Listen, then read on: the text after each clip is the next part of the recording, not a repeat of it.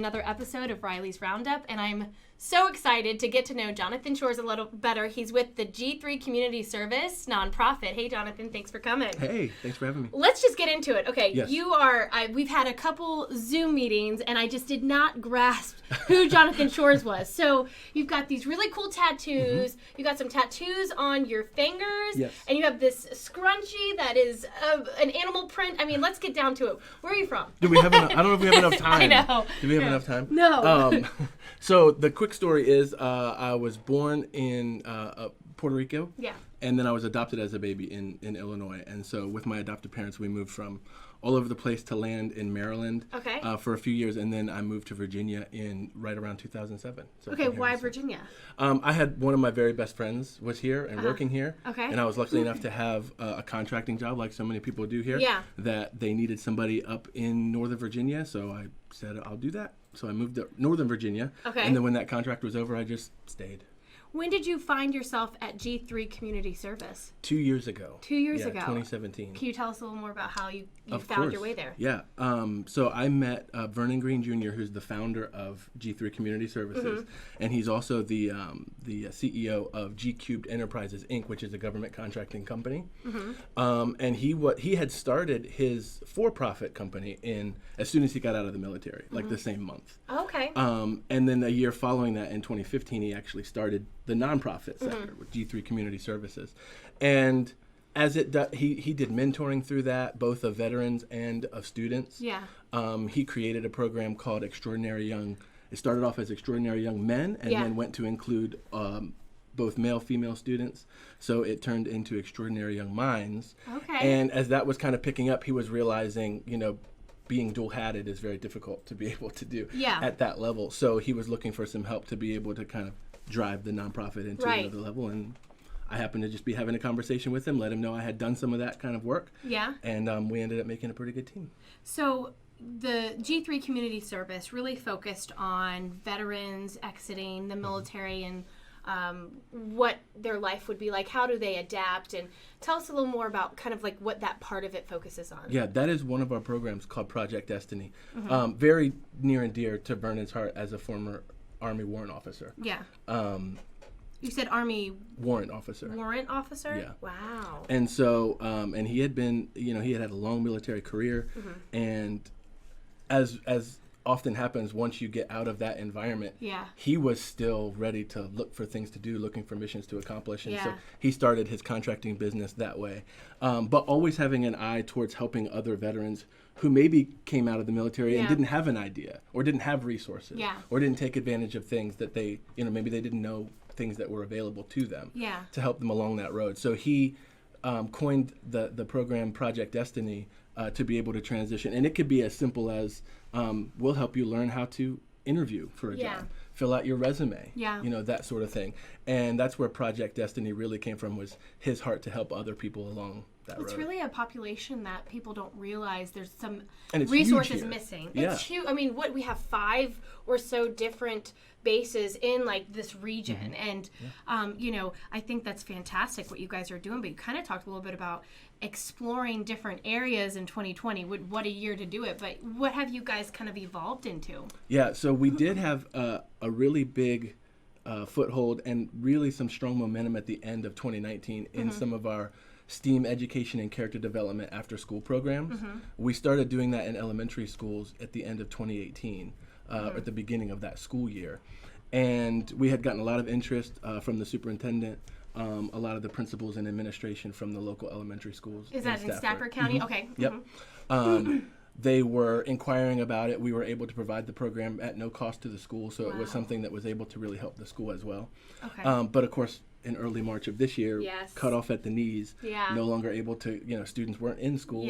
So of course, even now as they're returning to school, some of those after school programs are still waiting to see what their future is. What do you do in the programs for the kids? Like, so we do a lot. So we try to mix, we call it STEAM. A lot of people call it STEM as well, the science, tech, engineering, and we add the arts to it. Okay. And then the M is for math. So we take some of those, or all 5 of those elements into an elementary school and try to create ways to introduce that to kids. STEAM in and of itself is a big proponent. It's got a lot of, it's coming up. It's got a lot of attention, a lot of people looking for ways to incorporate it. So for us, we thought, where can we be effective in introducing kids to that they wouldn't have heard about it yet? So we go into elementary schools and we use the Army core values a lot, as well as our character development curriculum.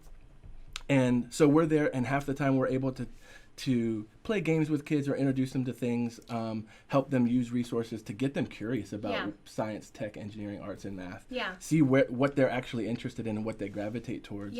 And then we spend half the time also teaching them about things like courage and loyalty and selfless service and that sort of thing. Yeah. So are you guys looking to expand and partner with other organizations? Like, what is it? What is the goal now for G3 community service? I keep wanting to say G Cube because that's the profit side, and it's so easy to say. But G3 community service. So what is like the goal for this next year? Yeah. So our big goal is to partner with other nonprofits.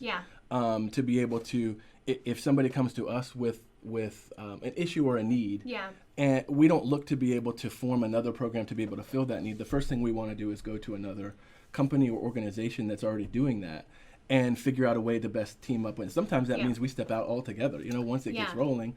But we want to bring those organizations together in Stafford. It doesn't matter if they're an education or community service type of organization. So yes, we partnered with people to do our Extraordinary Young Minds program.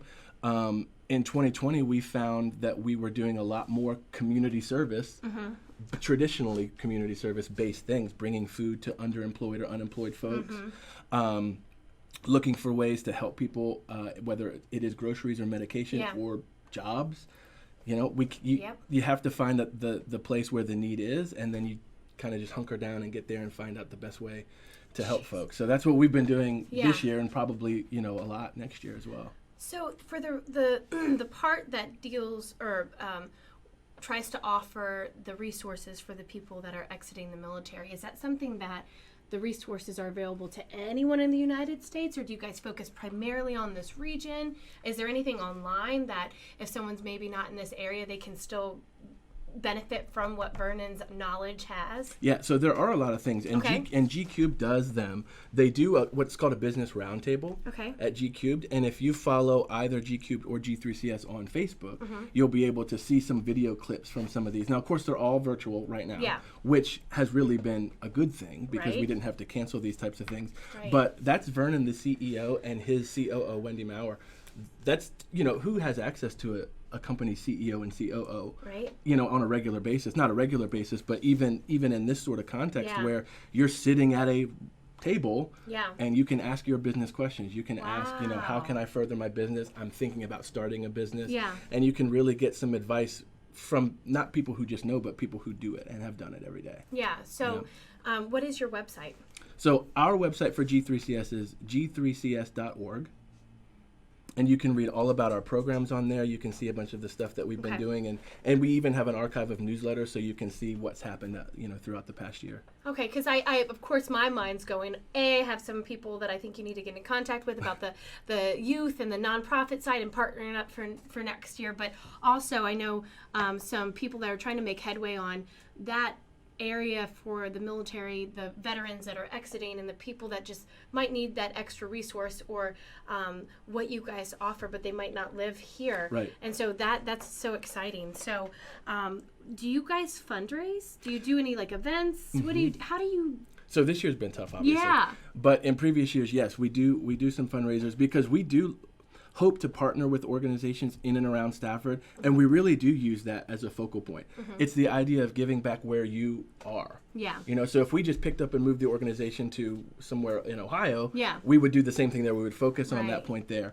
And the encouragement to us for folks that would inquire outside of Stafford would be to try and find people to connect them with wherever it is that they are. And so that's how we get some of the word out about what G3CS does, and the other is the fundraisers and events that we do. So we try to partner with communities that are already doing things. If we can help you do something that's already being done, a Piece in the Paint was an event this summer in the Mayfield. In the Mayfield community, and it was just about a day of of unity. And in fact, it wasn't even a fundraiser from our perspective. It was more of, let's just create something in the middle of this pandemic. Yeah. That even at the time, we seemed like we were coming out of it, but now we know what did better. y'all do that day? That day we had local vendors. So we had a voter registrations booth. We had a mentoring program, a mentoring organization that was there to offer mentoring for free for kids who were struggling, with not being in school. Wow. Or trying to catch up for what they had missed at the end of 2019. We had our organization there, and we had other partnering organizations that do community outreach and that sort of thing that were there. I could name them all, but I don't know if I would. That's remember fantastic. them.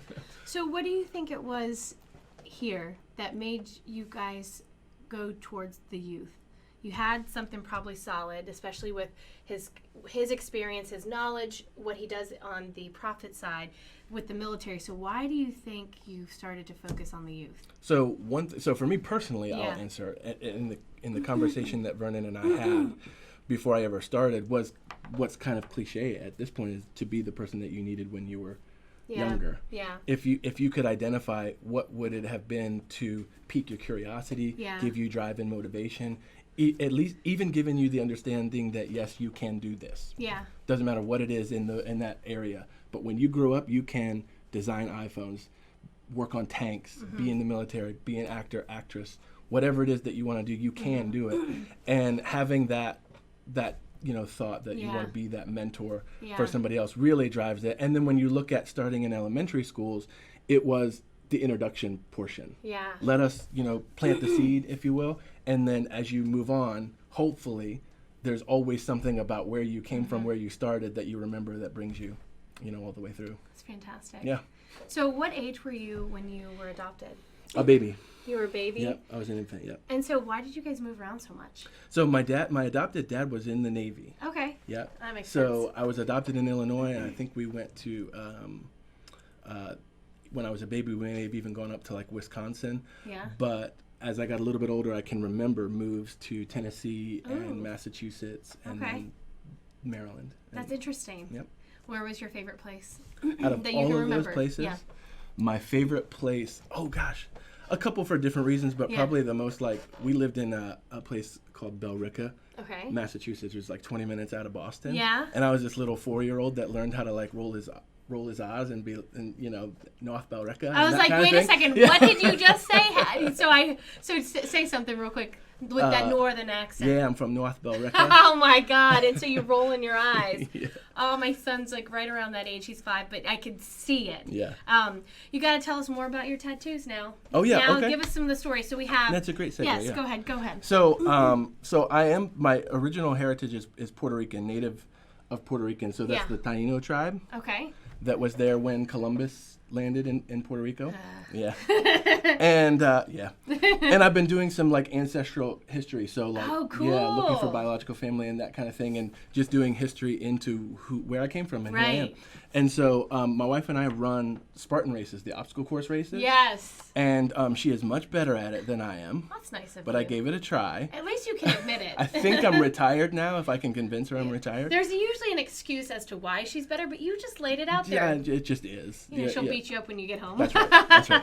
That's right.